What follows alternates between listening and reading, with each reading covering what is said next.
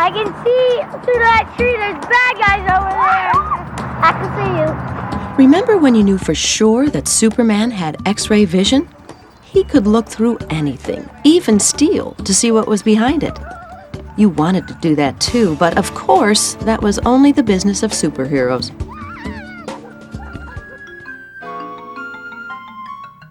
Well, today, it doesn't take a superhero to find out who you're telephoning, who you're emailing, where you're surfing, and what you're buying. Technological advances make life easier and more interesting, but they can also compromise your right to privacy. You'd be surprised how quickly someone could find out almost anything about you. A private investigator can get criminal records through the state police, trace people through the Social Security office, conduct background checks through internet database searches, and in many states, the Secretary of State's office sells driver's license information.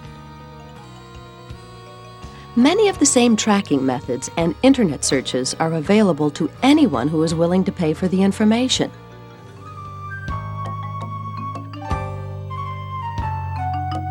Maybe you think you are away from prying eyes in your own home, or that the Constitution guarantees your right to privacy at work. It could be with the increase in telemarketing phone calls, we're simply getting used to the invasion of our privacy. However, if you don't like all the privacy pirates who sail through your life, there are some techniques you can use to safeguard your privacy at home and work. We've all raced to answer the telephone only to find someone wants to sell us a magazine, or sign us up for a different phone service, or get us to join a gym. How do all these people get my name and phone number? First of all, it's probably in the phone book. But even if it isn't, there are other ways telemarketers find you. Compiling and selling lists of telephone numbers is a big business. If you enter a contest, you may or may not win a prize. But the real winner is the contest company, because it compiles all the information the entrant gives. The company then resells the list of names, phone numbers, and addresses to other marketing companies. When you subscribe to a magazine, or send money to a charity, or sign up for a product warranty, there's a good chance your phone number, as well as your address, will be sold to other companies. If you call a toll-free 800 or 888 number, even a 900 number, your own telephone number could be recorded and put on a list and sold to other businesses. The government requires companies to ask if this is okay, but the requirement often falls through the cracks. Is there anything I can do about all these horrible phone calls? Answering the phone in my own apartment is getting to be a job. Actually, there are some ways, Kelly, and you can reduce all those "you've ruined my favorite TV show" type calls. You could not ever answer your phone, but then we all know that cancels the purpose. A better solution is to screen or block calls and get off telemarketer lists. Most of us have telephone answering machines or services because we don't want to miss any calls. These systems are also good for screening calls. Remember, there is no law that says you have to answer your phone at the time it rings. A caller ID system may work better than an answering machine for phone privacy.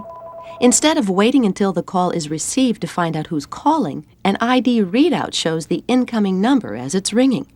You can then answer it or not. It's up to you.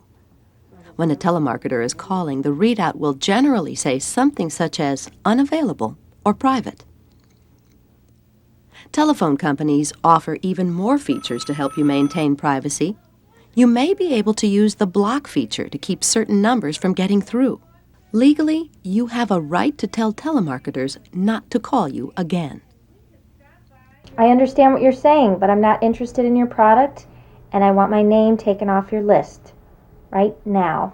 The companies are required by federal law to honor your request. You can also write the Direct Marketing Association's telephone preference service and ask them to take your phone number out of the telemarketing database.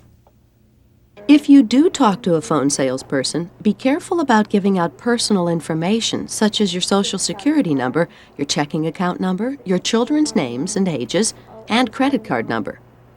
If you order a product over the telephone, only divulge your credit card number if you are the one who initiated the call and transaction.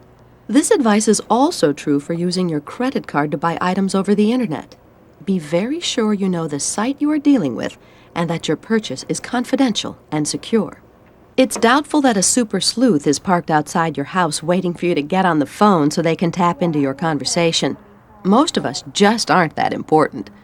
But you should be aware that radio scanners can pick up conversations on cordless and cellular phones. Your standard wired home phone and digital phones are more secure.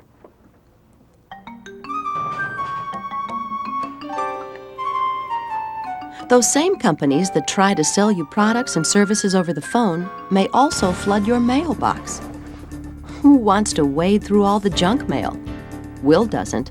Pizza coupons are great, but it's all that other stuff. How come all these companies want to give you another credit card, which you never even asked for? You don't remember signing up for the catalogs that seem to be coming every day. And you may have already won. Won what? You don't believe a word of it. You never enter those contests. How do all these companies know where Will lives? Why do they know where you live? Pretty much the same way companies get your phone number. Other marketers sell your address to them. Will bought a TV and sent in the warranty card. That was a smart move in case he has any problems. He never thought about anyone else getting the information on his card, but his information was put on a for-sale mailing list. That's how it happens. So if you don't want piles of advertising mail, just imagine that every time you sign your name to something, it's cloned. Limit your signature, and you'll limit your junk mail. You can also write the Direct Marketing Association and tell them to take your name out of their database. Prying into your privacy can be more than a hassle. It can cost you money. Someone who has your credit card number could charge it up to the limit while the card is still in your wallet. Someone who knows your ATM PIN number could get cash from your account. Someone who looks over your shoulder at a payphone might figure out your phone card number and make it his own. Keep anything that has your access number on it under wraps. It's a matter of being aware. Angela found the car she wanted and needed. She applied for an auto loan and was surprised to learn she had to pay a higher interest rate than she originally planned. The salesperson explained that her credit report showed a lot of late payments on credit cards. Angela had no idea anyone cared about that. After all, she eventually paid. She didn't realize the car dealer would find out how she paid her bills. Do you have a credit card? A store charge card? A car payment? Any kind of loan? If you do, when and how you pay your bills is on file with one or more credit bureaus. Their credit reports list almost everyone you owe money to, plus they show whether you pay your bills on time or if you are frequently late with your payments. Companies that are considering lending you money can check your credit report to find out if you are a good prospect for a loan. Or if you apply for a job, the hiring company might look into your credit report before they offer you a position. It's true lenders and employers must get you to agree to this credit check before they request your file. Of course, if you don't, it may look like you have something to hide. In addition to financial information, your credit report holds many other details about your life. Your social security number, your address, your employment history, and any legal problems you may have had could show up in the report. So, if only lending organizations or employers or others that you agree to look through your credit report, how bad can that be? Well, maybe some of the information in your report, which could be negative, actually isn't true. The best way to find out is to order a copy of your credit report from one of the 3 credit reporting services: Equifax, Experian, and TransUnion. If you find errors in the report, contact the credit bureau or the company who filed the wrong information. If the situation becomes complicated, you may want to contact a credit counselor or a lawyer. Just be sure to check their credentials. The real way credit bureaus invade your privacy is by selling your name to companies for sales leads. Have you ever gotten a letter saying you've been pre-approved for a credit card or a home equity loan? The loan company may have found your name on a qualification list given out by the credit bureau. There are laws to protect you. If you tell the bureau not to release your name to marketers, they have to honor your request. So if this is a problem for you, you can call or write the companies. Have you ever bounced a check? Maybe more than once. Caitlin did. She didn't tell anyone. She thought only she and her bank knew. Well, they sent one check back to the store, so she just didn't go in there anymore. That was the end of it, she thought. But it wasn't. There are check verification companies that keep electronic records of people who write bad checks. When you write a check in a store, the clerk may look up your check writing history. If something's negative, they may not accept your check. I'm sorry, but your check is not good. What do you mean my check's not good? I mean, I know there's enough money in there. Do you think you could try running it through again or something? If this ever happens to you, you have the legal right to know which company it is so you can find out whether your record is correct. Every summer, Travis went to his doctor for a sports physical. Over the years, he'd seen his physician for colds, shots, broken bones, and an allergy. Once he was treated for an STD. He was embarrassed, but he was 18, so his parents didn't have to go with him. The problem was just between Travis and his girlfriend and his doctor, or so he thought. During a routine employment physical, Travis signed the medical form which included his doctor's name. He didn't pay much attention to the release text. He thought it was just a formality in case he was injured on the job. Health insurance was part of Travis's benefit package, but he never thought his records were going to end up in an insurance database where other insurance companies could look up his medical history. He wasn't alone. Most people don't realize there is a national directory for medical records. You do have a few options when it comes to protecting your medical privacy. In a confidential situation, you could go to a physician other than your regular doctor and pay for the visit yourself. This way, the consultation won't be turned in as an insurance claim. Or, when you're asked to sign a release for your medical records, amend the waiver so only certain information will be made available to a specific company. Keep a copy of your medical records. You're entitled to this information. Look over your file carefully. If any information is incorrect, follow up with the staff.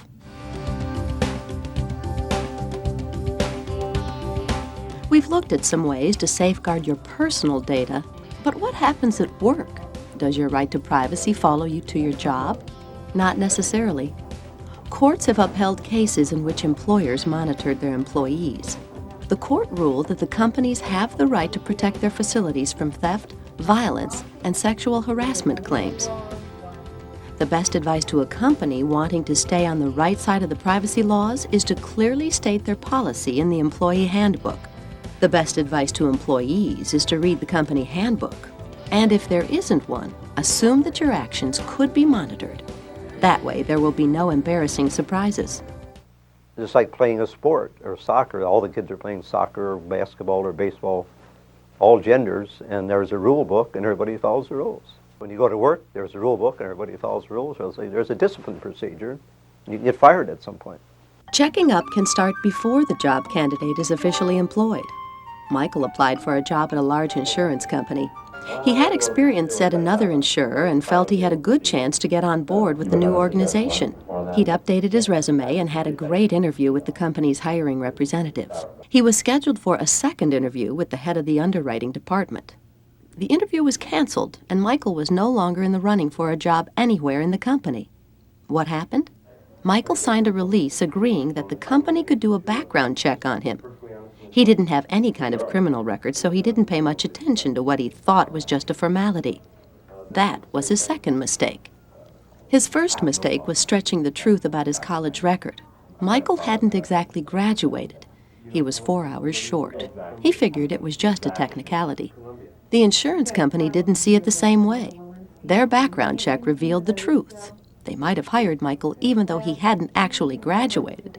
But they would never hire him because he lied on his application. Lying is an automatic disqualification. In fact, you could be on the job doing good work, and if the company finds out that you have lied on your application, it will probably be automatic grounds for dismissal. Anyone applying for a job should take the background check seriously.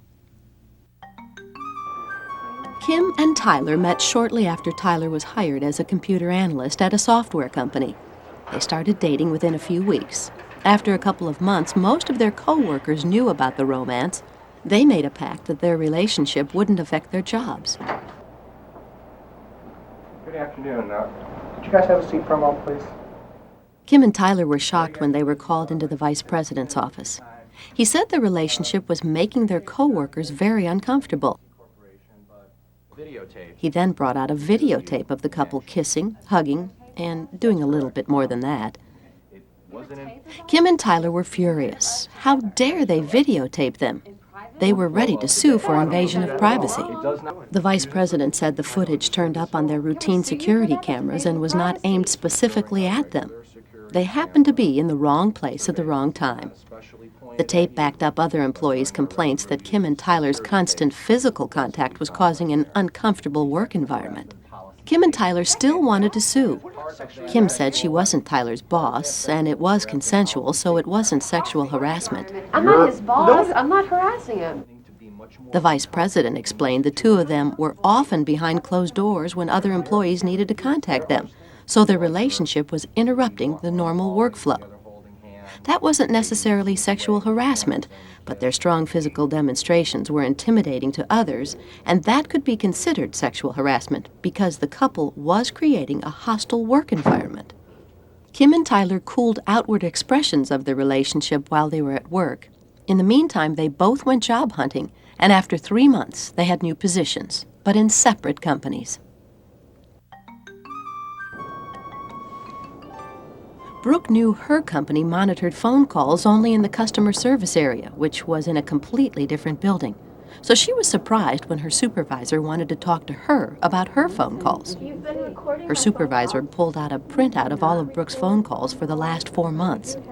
Brooke was furious that her boss would have taped her private conversations without her permission. You recorded all my phone calls?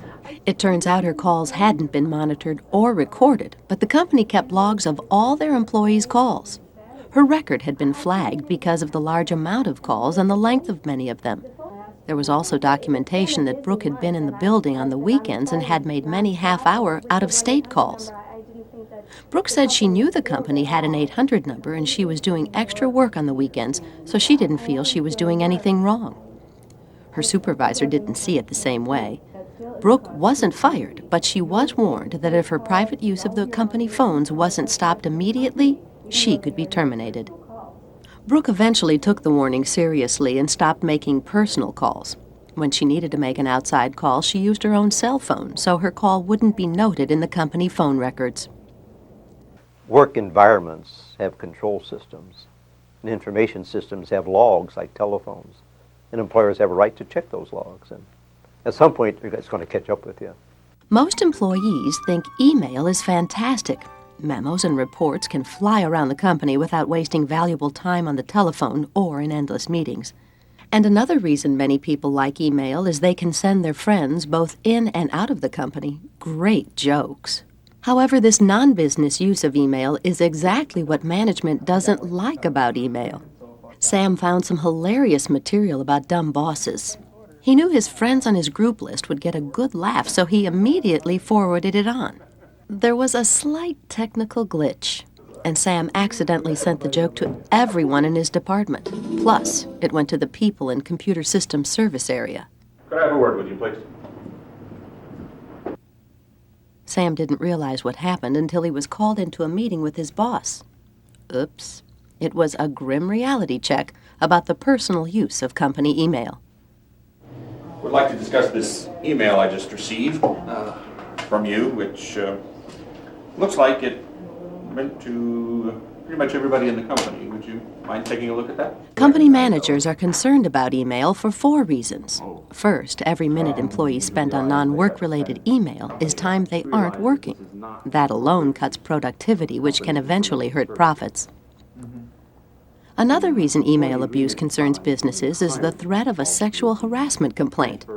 Not everyone laughs at the same jokes, especially when they have sexual overtones. An offended employee could file a sexual harassment lawsuit claiming they were forced to work in a hostile environment. Security is a big issue in any business. Careless emails could leak company secrets. And finally, company computers can be contaminated with outside viruses.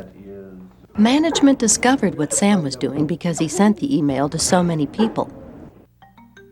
Other employees have been called in for inappropriate computer use after their internet history was reviewed.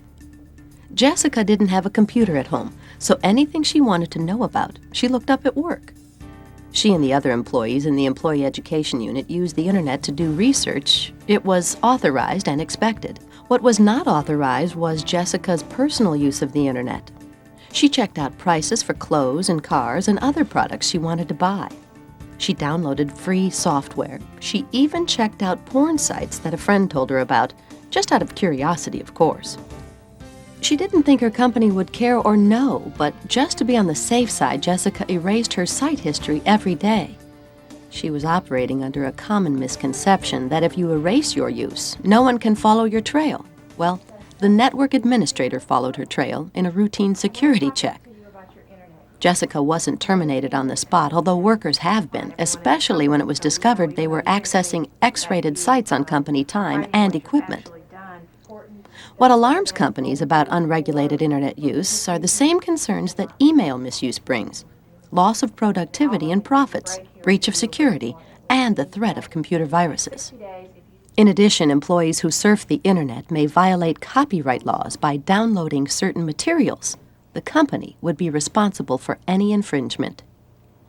But common sense would dictate that you just don't spend your working time on the web doing personal business. People, once they're involved in an organization, they get to know everybody and they're sort of acclimated to the environment, they begin to let those things drift.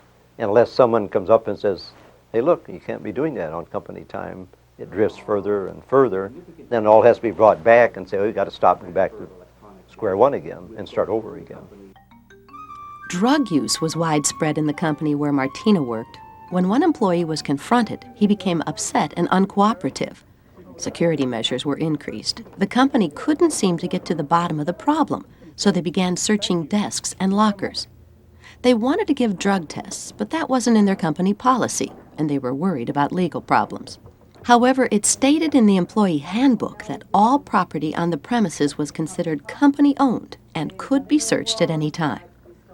Martina still thought they were invading her privacy when they came into her office.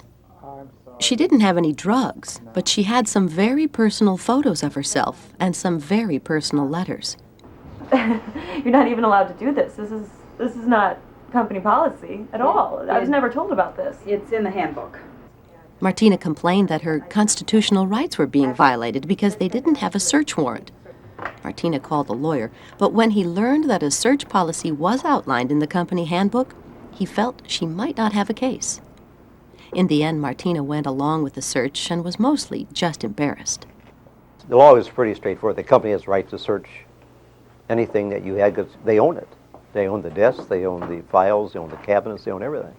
If you have a search policy on your books, occasionally do a random search, just to remind people that, just like fire drills. You do those every once in a while because, well, then we know what happens. You may by now realize the right to privacy isn't an exact science. There are a lot of murky areas. In your personal life, you can safeguard your privacy by knowing your options. You don't have to give out information to people on the telephone. In fact, you don't have to answer it at all. You can take your name off direct marketing lists to reduce your junk mail. And you can keep a careful watch over all your bank, credit card, and phone card numbers. At work, maintain a zone of privacy by knowing and following your company's employee handbook. Most of all, use good sense. Don't do anything that would signal red flag behavior. Keep your privacy file locked up.